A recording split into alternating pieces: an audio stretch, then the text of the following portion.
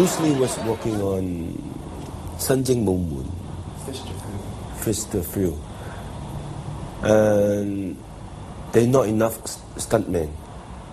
And also in that time, I kind of like the best stuntman in Hong Kong. They need a stunt guy to double the Japanese, go through the window. Then they call up, Jackie, can you do that? And because I think the height, the body, looks like the Japanese guy. So I said, okay, I do it. After I do the stunt, the Bruce Lee come. They're quite difficult, the stunt. Then Bruce Lee come to hug me. What's your name? I said, my name is Jackie. You're good, you're great. When Bruce Lee kick, you don't shake your eyes. Because when you shake your eyes, you cannot see Bruce Lee kick. You know how fast?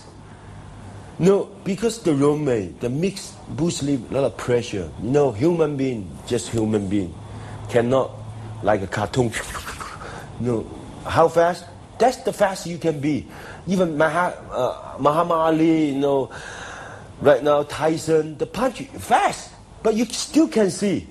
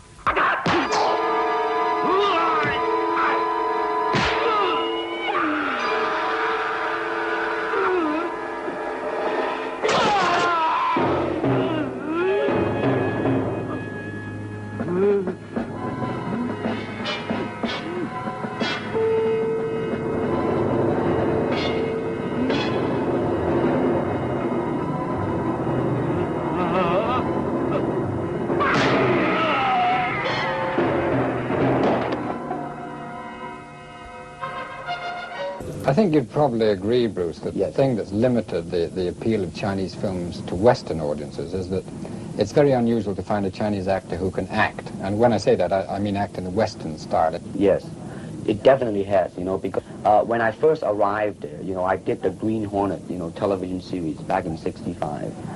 And as I look around, man, I saw a lot of human beings. And as I look at myself, I was the only robot there.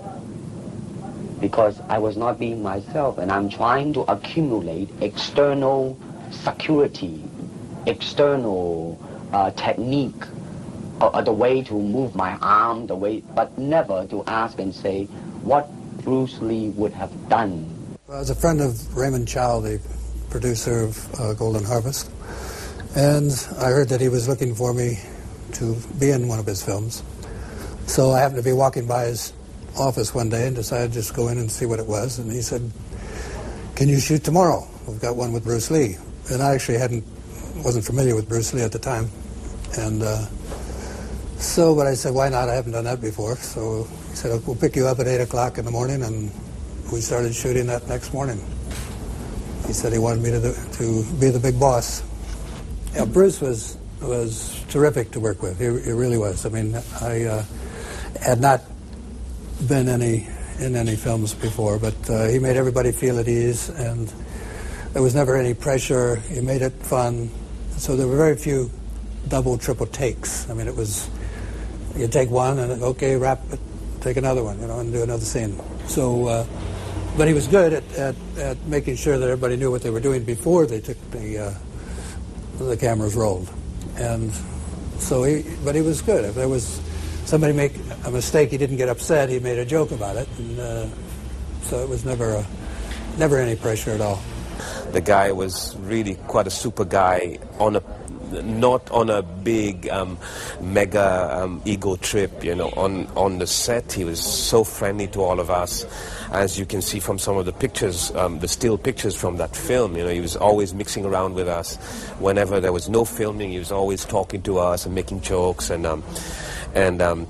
telling us about his life in America, and basically very friendly, and would never refuse to take shots with any one of us, because of course we were all proud to be with Bruce Lee on the set. We'd always ask him, you mind we take a picture with you? It's anytime, anytime. And of course that's how we got some of the pictures that we have. I remember clearly turning up on the set of The Way of the Dragon, thinking to myself, this is going to take half a morning. It's just a little fight scene. I'd have never been so wrong. Bruce Lee was a perfectionist, and he had every move planned down to the last quarter inch. And he would try it this way and then that way, and he'd have me doing one bit, and then he says, no, that's not quite right. Let's get Mark Mitikingi over here. You do it. And then when he was finally satisfied, we had rehearsal after rehearsal. And he did warn us, if you make a wrong move, if you move half an inch too far in this direction, you may actually get hit by the nunchaku sticks. Unfortunately, I did, and I've got a small scar to show for it. I didn't feel the pain at the time. The pain came when he shook my hand to say he was sorry, because he had very strong hands, and he'd shake my hand and says, I'm really sorry. And my hand was, I thought my bones were breaking, because he's very strong. He's very, very lovely person, very happy to, especially if you are working on the units, the people really like each other. They love him, But he does sometimes very upsetting when he has a bad move on the shooting. That's his between the acting part and his own perfection requirements. Bruce is very intense, and he could be very, I guess unpleasant would be a word to the lazy, because he was funny, but he knew where his sense of humor, was where it should be, but he was very intense about what he was doing. And on the set of Way of the Dragon, Return of the Dragon, he was doing too much, in my opinion. I mean, he was the director, the stunt coordinator, the star, the writer. I mean, he was everything. And we're in Rome, which was very unique for a Chinese film. At that time, it was an incredibly high budget. At that time, $250,000. That was just unheard of in the Chinese film community. And there was no script. I mean, he was writing as they went along. And so he was very put upon. He was pressed, and he was stressed, and he wanted everybody doing everything. And I guess really the reason Chuck and I got along with him so well is that we're professionals. I mean, we were up early, we were ready to go. We would do anything. We would carry the bag, rub the back, move the camera. But I remember one time, coming from a farm background and a hard work ethic, sitting there when I wasn't in a scene. And Chuck and Bruce were doing something, and after the scene was over, Bruce came over and he said, what are you doing in the chair? I don't have anything to do. He said, BS, you should be behind the camera all the time. He said, if you're not in front of the camera, you should be behind the camera. And so he was quick to let you know that he expected everybody to be looking at every hit and seeing it was a collective effort. And then after he taught me how to take hits, then he expected me to teach everybody else how to take hits, anybody that didn't know that came on the set. So he was a pro, and he was really... He taught me a lot about the film business. He was a very talented guy. He had a lot of experience. He started acting when he was just a kid, 5 or 6 years old. And so he really knew his craft. He understood cameras. He understood angles. Not only was he a brilliant martial artist, there's a lot of martial artists maybe have similar talents in certain ways, but they're hypothetically a 2-inch nozzle and they get a 1/4-inch nozzle on screen. Bruce was a 6-inch nozzle, got 6 inches on screen. He really knew how to show his craft off, but it was hard work. It was something that he studied very diligently, and so he earned it like anything else. I mean, it was the first days of shooting were really amazing because, Bruce wouldn't come out. I mean, Bruce did everything to avoid starting. He just, he had... this went wrong, or he was stiff, or he wanted to do some thinking, and we finally started shooting without him. And we just shot road shots, and just because we had a unit there, we were ready to go. And he finally came in. The very first scene we shot is the scene where he's in his room, and Anna Capri parades in all these girls for him to pick a girl. Because we figured it was the easiest scene. He didn't have to move.